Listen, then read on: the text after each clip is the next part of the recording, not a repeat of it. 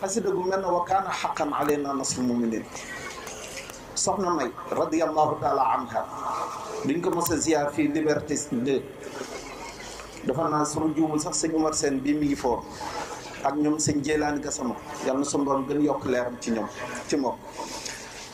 bu ñu jàngee asiru juróom-ñaari yoon ba dugg si dafa ree daal ni ñu xanaa du leen wax dama bëgg asiru mu laaj ñu na ngeen defar wakkaana xàqan ñu diibal mu ne di leen ko jàng fu ngeen toll ndax wakkaana xàqan moo tax ba réew mi jàmm am mu ni suba noonu la ko waxee.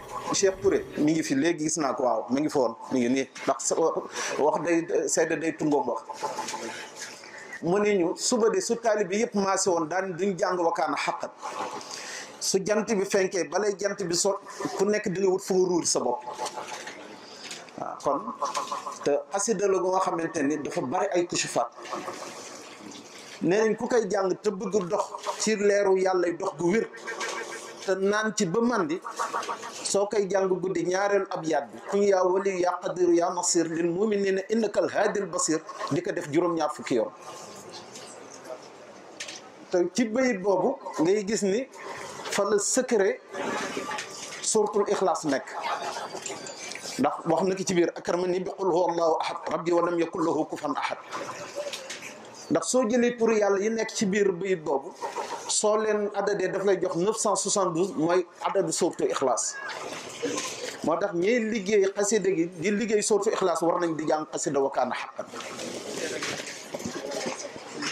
huwa nabi wa rasul wal xalil wa huwa habib wa yukathirul qalil. képp ku néewle te bëgg barale bii boobu na koy fartaal di baamtu. yassir lahum bihi alladi taasara fa kullu ma yasartuhu te yassara. bayit boobu képp ku nekk ci xat-xat te bëgg mbiri yomb di ko fartaal di baamtu. soo koy baamtoon da ngay jël aaya ba sajal allahu baada usrin yusran soo ko àddadee mu jox la junne juróom-benn téeméer ak fanweer ak juróom-benn 1636 nga koy def bayit boobu nga xool. wolof day wax ni nga di gis bokku ci. ñu tëjee nag ci